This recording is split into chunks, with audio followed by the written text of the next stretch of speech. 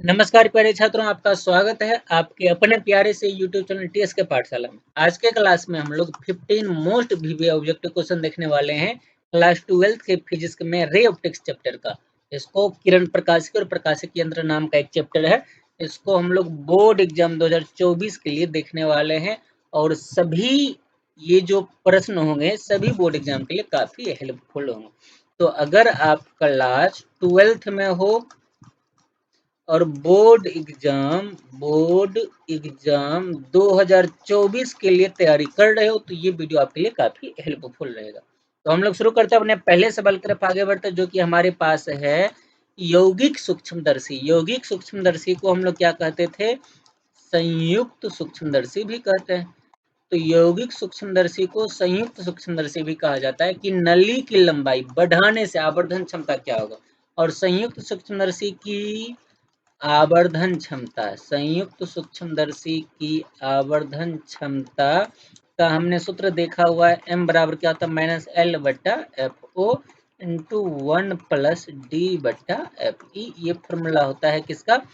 संयुक्त सूक्ष्मदर्शी के आवर्धन क्षमता का। अब यहाँ से आप दिमाग लगाओ कि m और l के बीच में क्या रिलेशन है। ये दोनों एक दूसरे के समानुपाती होता है, यानी कि l के बढ़ने से m का मान भी क्या हो जाएगा? बढ़ जाएगा। तो इसीलिए यौगिक सूक्ष्मदर्शी की नली की लंबाई बढ़ाने से आवर्धन क्षमता बढ़ती है। ऑप्शन नंबर ए हमारा सही हो जाएगा। ये था हमारा पहला सवाल। आगे बढ़ा जाए। नेक्स्ट सवाल हमारे पास है दूसरा, खगोलीय दूरदर्शी के लिए निम्नलिखित में कौन सही है? खगोलीय दूरदर्शी, तो खगोलीय दूरदर्शी हमने पढ़ा था। खगोलीय दूरदर्शी में सामने वाला लेंस बड़ा होता था और पीछे वाला लेंस छोटा होता था। तो हमने ये भी पढ़ा था कि इसको हम क्या कहते थे? अभिदृश्यक। वस्तु के तरफ वाले लेंस को अभिदृश्यक या वस्तु लेंस कहते थे और पीछे वाले लेंस को नेत्रिका कहते थे। और अभिदृश्यक की फोकस दूरी और द्वारक दोनों क्या होता था? बड़ा। नेत्रिका की फोकस दूरी द्वारक दोनों क्या होता था? छोटा। तो वही रिलेशन पूछ रहा है, यानी कि ये O है, ये E है। तो एफ ओ फोकस दूरी अभिदृश्य का ये बड़ा होता था किससे? एफ ई से। ठीक है, तो ऑप्शन में कौन सा सही हो जाएगा? बी नंबर सही ही हो जाएगा। तो खगोलीय दूरदर्शी के लिए निम्नलिखित में कौन सा सही है? तो F O greater than F E. हमने ऐसा पढ़ा था कि खगोलीय दूरदर्शी के अभिदृश्य की फोकस दूरी नेत्रिका की फोकस दूरी की तुलना में क्या होता है? बड़ा होता है। याद रखिएगा। ठीक है, आगे बढ़े। अगला सवाल, नेक्स्ट सवाल अब हमारे पास है, कोणीय बंड विक्षेपण बराबर होते हैं। कोणीय बंड विक्षेपण का हमने फॉर्मूला पढ़ा था। कोणीय बंड विक्षेपण को हम लोग कैसे से सूचित किए थे? तो थीटा से सूचित किए थे। फॉर्मूला क्या आया था?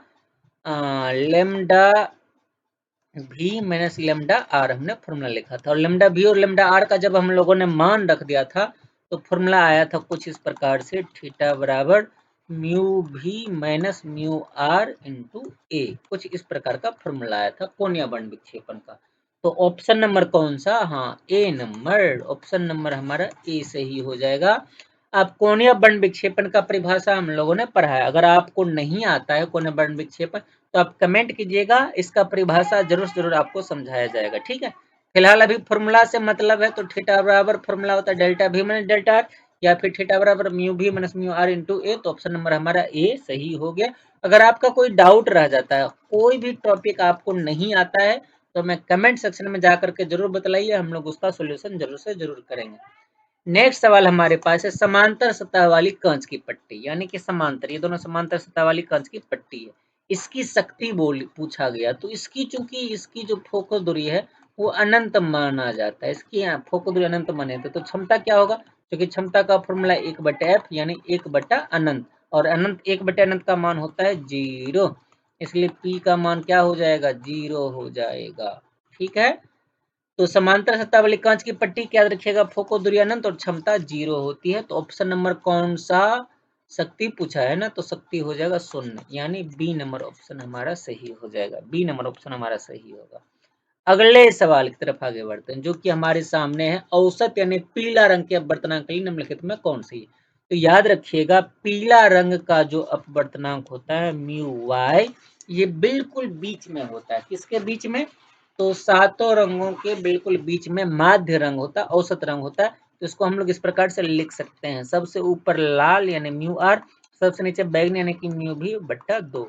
ये लाल और बैगनी रंग के औसत के बराबर होता है किसका? पीला रंग का। तो ऑप्शन नंबर कौन सा? ऑप्शन नंबर हमारा ए सही हो जाएगा। औसत रंग यानी पीला रंग का अपवर्तना क्या होता है? लाल और बैंगनी रंग का औसत होता है। ऑप्शन नंबर हमारा ए सही हो जाएगा। आगे बढ़ा जाए। नेक्स्ट सवाल अब हमारे पास है, एक स्वस्थ व्यक्ति के आंख के लेंस की फोकल दूरी लगभग होती है। एक स्वस्थ व्यक्ति के आंख के लेंस की फोकल दूरी लगभग कितनी होती है? 25 सेंटीमीटर। याद रखिएगा, जो कि ऑप्शन नंबर सी में लिखा हुआ है। तो हमारा ऑप्शन नंबर सी सही हो जाएगा। अगला सवाल। नेक्स्ट सवाल अब हमारे पास है, सामान्य समायोजन के लिए सामान्य समायोजन के बारे में पूछा गया है। सामान्य समायोजन, तो ध्यान से सुनिएगा। सामान्य समायोजन में अंतिम प्रतिबिंब कहाँ पे बनता था? अनंत पर। इसलिए इसको हम लोग एक और नाम रखे थे, अनंत के लिए समायोजन। इसका एक और नाम हमने क्या रखा था? अनंत के लिए समायोजन। तो अनंत के लिए समायोजन की कंडीशन में दूरबीन की लंबाई कितनी होती थी? तो आपको याद होगा उस समय एल बराबर यानी दूरबीन की लंबाई, नली की लंबाई F4 प्लस एफ ही हम लोग लेते थे। ये याद है ना आपको, दूरबीन की लंबाई? ये हमारा आंसर हो जाएगा। कौन सा ऑप्शन नंबर? हाँ, डी नंबर। तो ऑप्शन नंबर डी हमारा सही हो जाएगा। सामान्य समायोजन के लिए खगोलीय दूरबीन की लंबाई होती है एल बराबर F4 प्लस एफ ही। अगला सवाल 8 नंबर का। निर्वात में प्रकाश का वेग c है। निर्वात में तो प्रकाश का वेग c ही होती है। निर्वात में प्रकाश का वेग क्या है? c है। में निर्वात में प्रकाश का वेग c है। वेग, निर्वात में वेग c है ना। और कांच का अपवर्तनांक यानी म्यू बराबर दिया हुआ है 3/2। तो इसका मान होगा, यानी कांच में इसका मान होगा, तो कांच में प्रकाश की चाल यानी भी पूछा गया। तो अगर हम लोग इसको सॉल्व करें तो हमने फॉर्मूला पढ़ा हुआ अपवर्तनांक का, चूंकि म्यू बराबर क्या होता है? म्यू बराबर होता है c/v। म्यू का मान दिया है 3/2 बराबर सी का मान क्या है? सी ही। भी हमें चाहिए, तो भी को इधर लेके जाते हैं और 3/2 को इधर लेके आते हैं। तो भी हमारा इधर आ जाएगा, 3/2 इधर भाग में, इधर जाएगा तो गुना में, तो सी गुना, अच्छा 3/2 जब इधर जाएगा तो उलट जाएगा। ठीक है, ये क्या होगा? इधर जाके उलट जाएगा, तो ये हो जाएगा 2/3। तो इसलिए भी बराबर हमारा क्या आ जाएगा? 2c/3। ऑप्शन नंबर कौन सा? हाँ, बी नंबर। हमारा ऑप्शन नंबर बी सही हो जाएगा। इस प्रकार से आप कैलकुलेशन कर लेना। फॉर्मूला कौन सा? म्यू बराबर c/v। ये फॉर्मूला तो आपको पता ही होगा, अपवर्तनांक का फॉर्मूला है ये। ठीक है। अगला सवाल हमारे पास है 9 नंबर। वर्ण विक्षेपण क्षमता के लिए निम्नलिखित में कौन संबंध सही है? तो वर्ण विक्षेपण क्षमता को हम लोगों ने ओमेगा से सूचित किया था और इसका फॉर्मूला आया था थीटा बटा लेमडा वाई। थीटा बटा लेमडा वाई इसका फॉर्मूला आया था। लेकिन जब हम लोगों ने इसको सॉल्व किया था, कैलकुलेशन किया था, तो इसका मान आ गया था, थीटा का मान तो म्यू भी माइनस म्यू आर इंटू ए होता है, और बट्टा में म्यू वाई माइनस 1 इंटू ए इसमें भी होता था, लेकिन दोनों कट जाएगा। तो फाइनली फॉर्मूला हमारे पास ये बचेगा, म्यू भी माइनस म्यू आर बट्टा म्यू वाई माइनस 1 बचेगा। ठीक है, ये हमारा फॉर्मूला बचेगा, म्यू भी माइनस म्यू आर बट्टा म्यू वाई माइनस 1। तो हमारा ऑप्शन नंबर ए सही हो जाएगा। अगला प्रश्न हमारे पास है 10 नंबर का। 10 नंबर, उत्तल लेंस द्वारा निम्नलिखित में कौन सा दृष्टि दोष दूर किया था? तो याद रखिएगा, दृष्टि दोष 4 प्रकार के, निकट, दूर, जरा और अबिंदुकता। दृष्टि दोष कितने प्रकार के?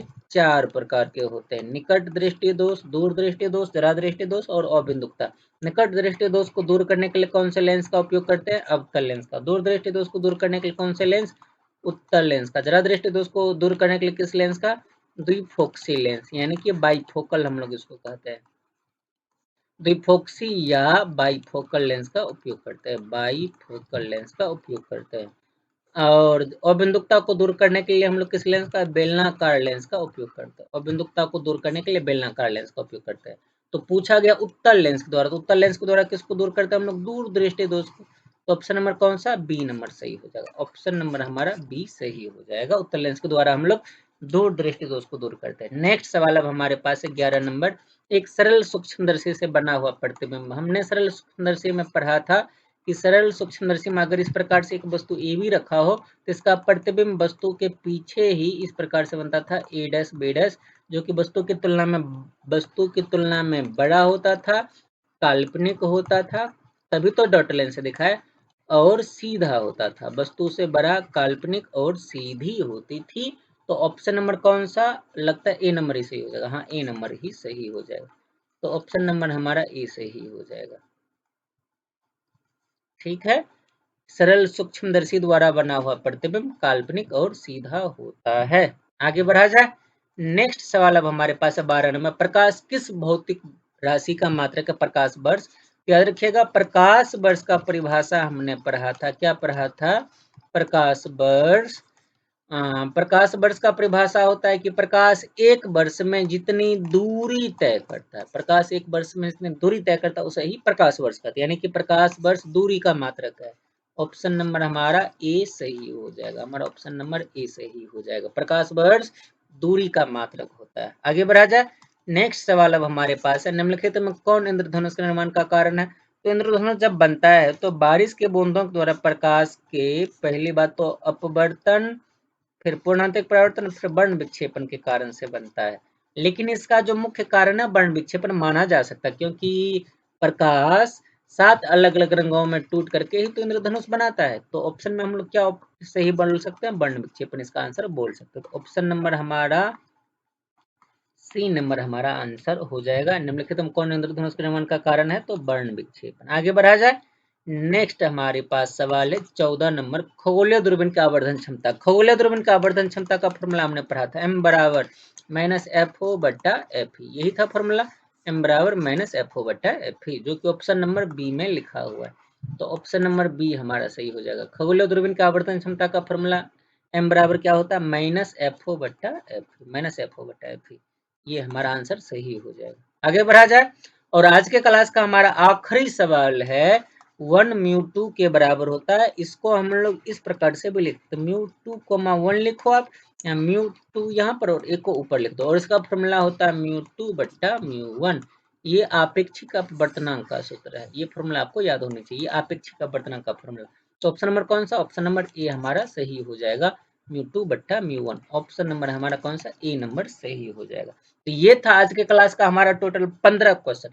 अगर इसमें से कोई भी टॉपिक पे आपका डाउट है, कोई भी प्रश्न आपको नहीं आता है, तो हमें कमेंट सेक्शन में जरूर से जरूर बतलाएं, उसका जवाब आपको जल्दी ही मिलेगा। और इस वीडियो को शुरू से अंत तक पूरा देखने के लिए, हमारे इस वीडियो को लाइक करके अपने दोस्तों के साथ शेयर करने के लिए, और हमारे चैनल को सब्सक्राइब करके बेल आइकन को दबाने के लिए आप सबका बहुत बहुत धन्यवाद। मिलते हैं इसी प्रकार के एक और वीडियो के साथ नेक्स्ट क्लास में।